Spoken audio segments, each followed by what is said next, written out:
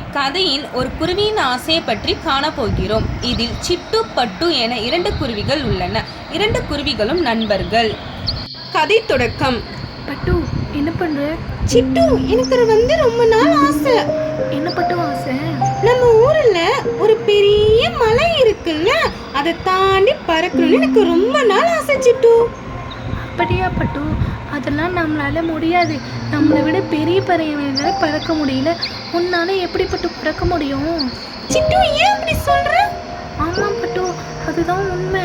சரி விடு சிட்டு, நான் போறேன் அப்படின்னு பட்டு சொல்லிட்டு சோகமா போயிடுச்சு.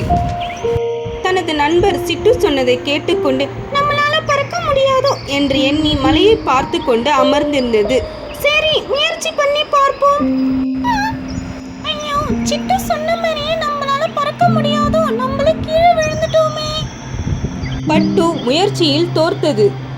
நம்மளால முடியும், திரும்பி முயற்சி பண்ணி பார்ப்போம் என்று பட்டு முயற்சி எடுத்து ஒரு அளவிற்கு பறந்தது. மற்றொரு நாள், நம்ம கண்டிப்பாக இந்த மலையை தாண்டி பறக்கணும்.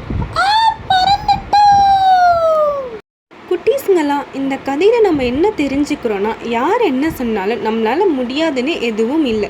பட்டு மாதிரி நீங்களும் முயற்சி பண்ணி லட்சியம் அடையணும். முயற்சி திருவினை ஆக்கும், முயற்சியின்மை இன்மை புகுத்துவிடும்.